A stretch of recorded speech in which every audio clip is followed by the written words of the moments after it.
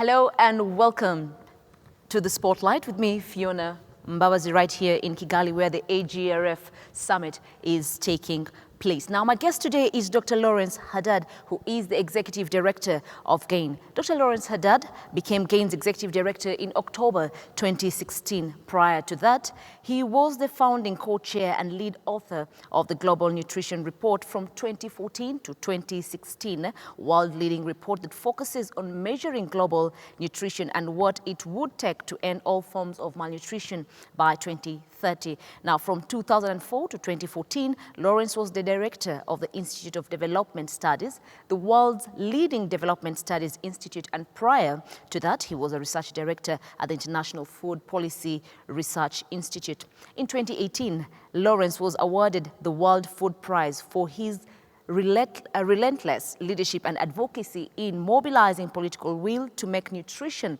the focal point of development strategies. Now, Dr. Haddad is an economist and completed his PhD in food research at Stanford University in 1988.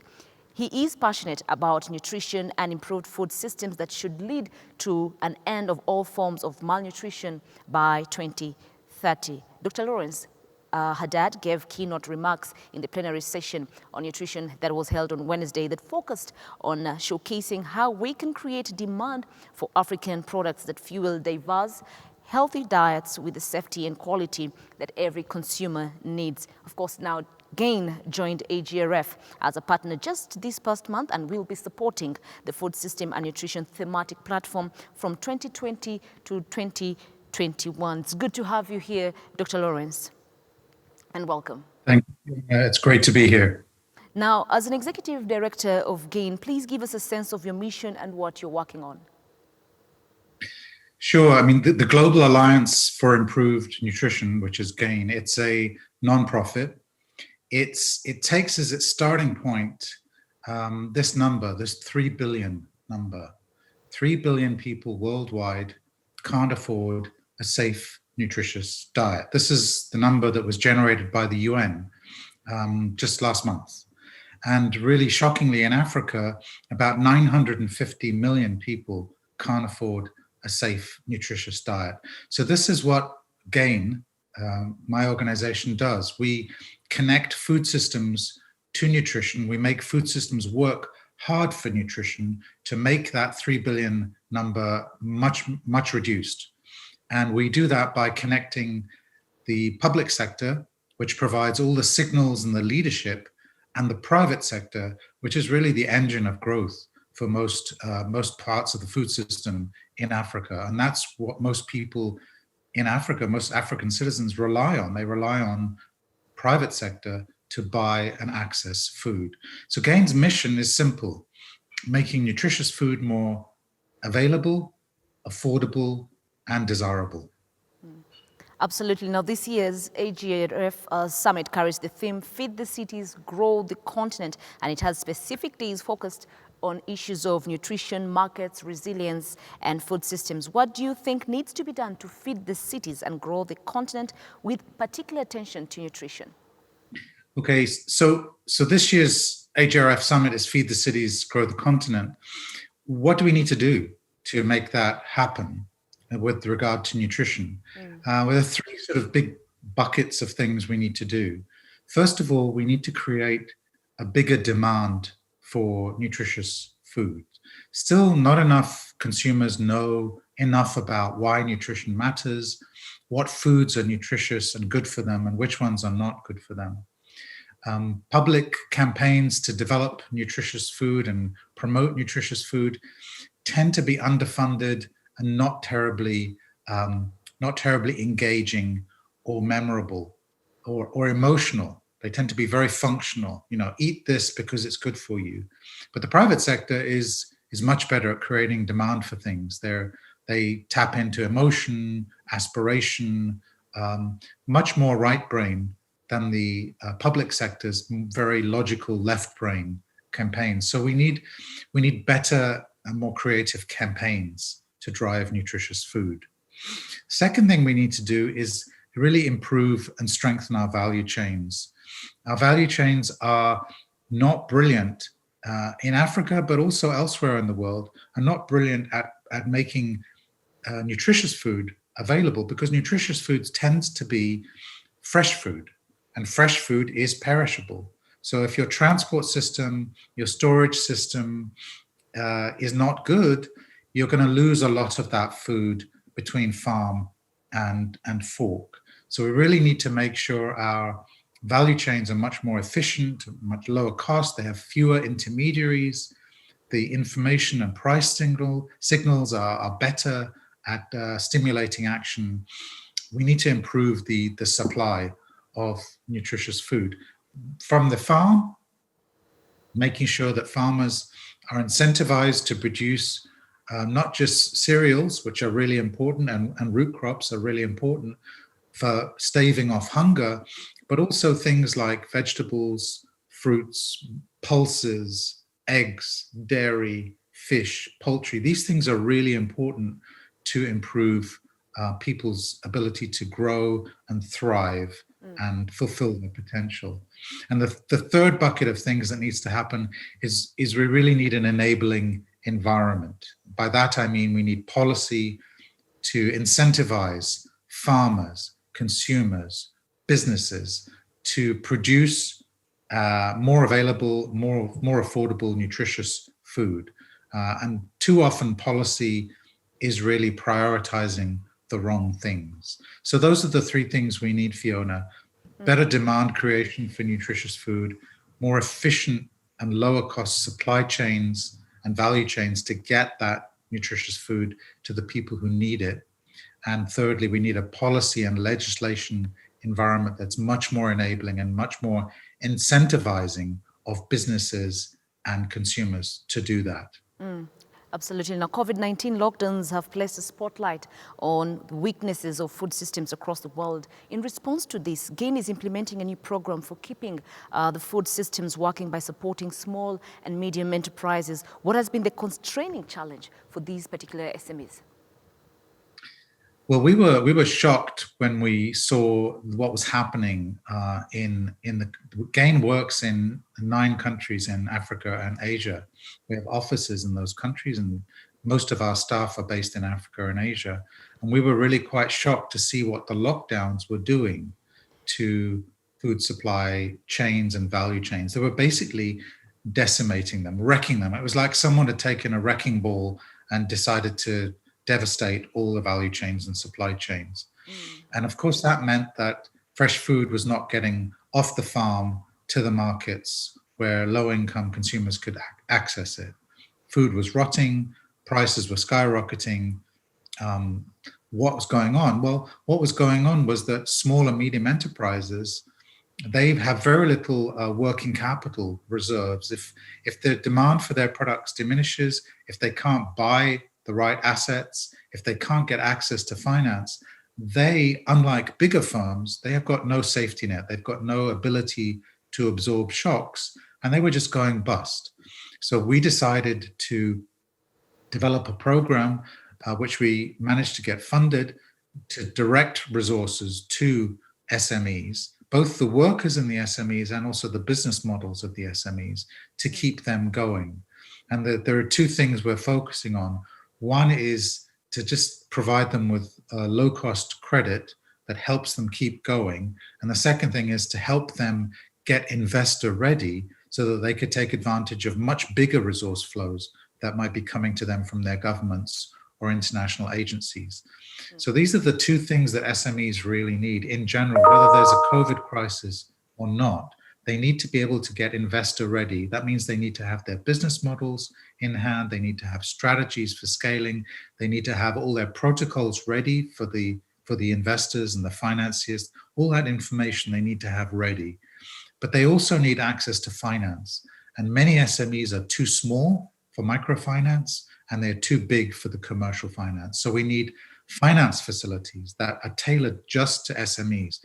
GAIN, together with our partner Incofin, is developing one called the Nutritious Food Financing Facility, or N3F, and that will operate this year in 4 countries in Africa. But that's a small facility. It's less than $100 million.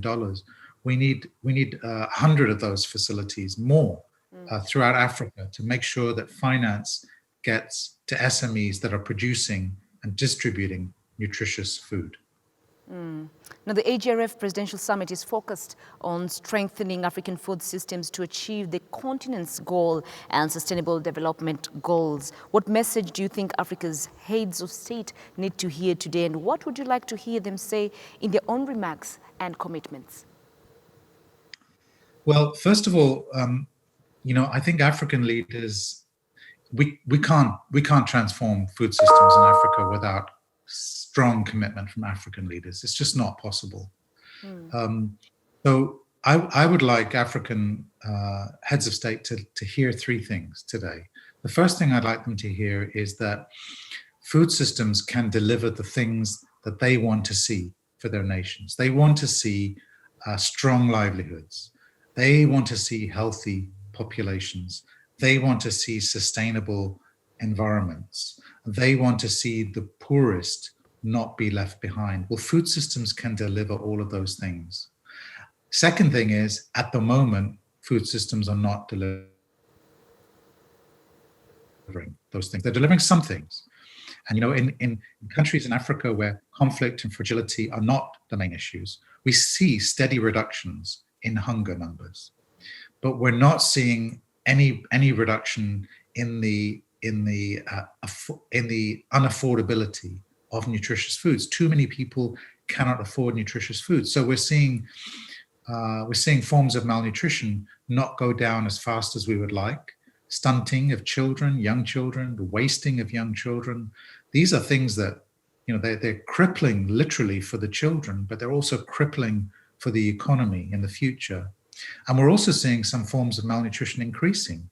Diabetes type 2, obesity, hypertension, heart disease, some forms of cancer. These numbers are relatively low in Africa, but they're going up very quickly indeed. So the second thing I want, like the heads of state in Africa to register with them, is that at the moment their food systems are not delivering on the things that they could be. They need to be transformed. The third thing is this transformation that has to happen in food systems has to be led by agriculture transformation, but it goes way beyond agriculture transformation.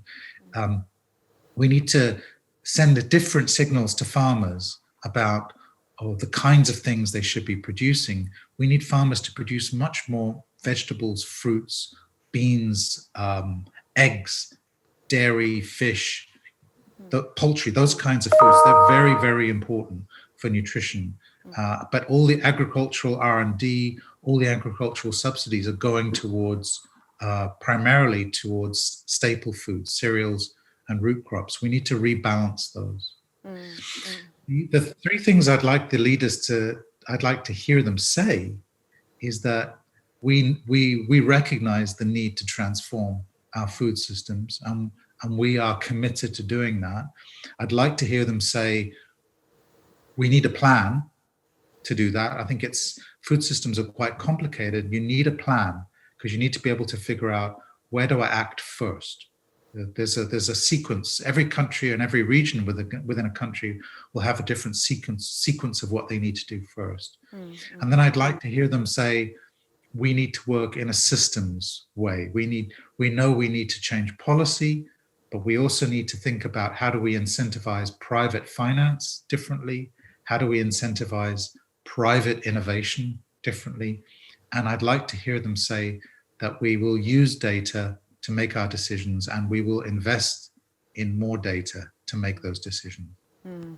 Totally. Now, the AGRF, of course, is an ongoing platform for the continent's food and agricultural agenda. Beyond this summit, we have Food Systems Summit and Nutrition for Growth Summit coming up in 2021 that you are involved in. What can this African platform of AGRF contribute to drive this agenda?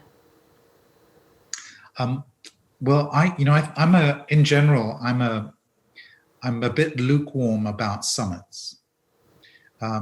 However, I think these two summits that you mentioned, the Food Systems Summit and the Nutrition for Growth Summit, have real promise They have promised, because of the time we're in, COVID-19, we know that if we don't act now to protect food and nutrition, that will be the sting in the tail that we feel long after the infection crisis, long after the numbers have flattened. We flattened the curve on COVID, but we're just building a curve on hunger and malnutrition. So because of the time we're in, I'm optimistic about the summit, but also I'm optimistic because of the leadership behind the summit. I feel like there's a lot of political momentum. There's a lot of strong leadership, especially the food system summit leadership. I feel the momentum is building very quickly and very rapidly. There's a sense that it's going to be a democratized summit. It's a people's summit.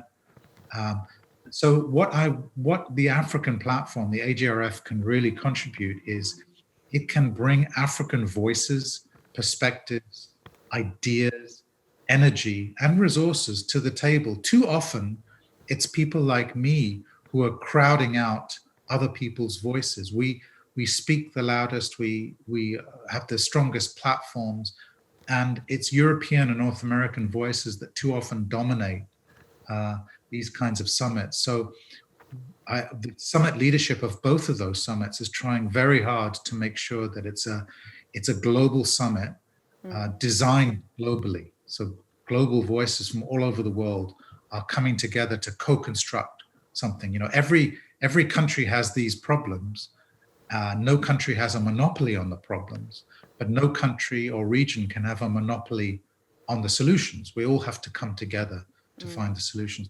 The first thing is to bring African voices. The second thing is galvanize African governments. So far, I haven't seen a strong engagement and interest from African governments as I would like to see, certainly in the Food Systems Summit. At the moment, most of the interest is coming from the Americas and Europe. I'd like to see more governments from Asia and especially from Africa getting involved. There are exceptions. The government of Nigeria is very interested in the Food Systems Summit, and I hope other countries will join in very quickly. Absolutely. The third thing that AGRF could do, and my final comment, Fiona, is AGRF is very well connected to businesses and especially young entrepreneurs and youth. And I think young entrepreneurs, they think differently, they have more optimism, they have more vision, they have more energy, they're more socially motivated than perhaps entrepreneurs of 20 years ago were. They need to be brought in because, again, people like me tend to crowd out younger voices. So we need to work very hard to bring youth into these summits. And I think AGRF has an extremely good track record in that regard. Well, thank you very much, Dr. Lawrence Haddad, of course, the Executive Director, Global Alliance for Improved Nutrition, for making time to be with us. Thank you, Fiona, so much. It's a pleasure. And of course, thank you for joining us. And of course, keep tweeting the hashtags AGRF 2020 hashtag Feed the Cities. My name is Fiona Mbabazi in Kigali.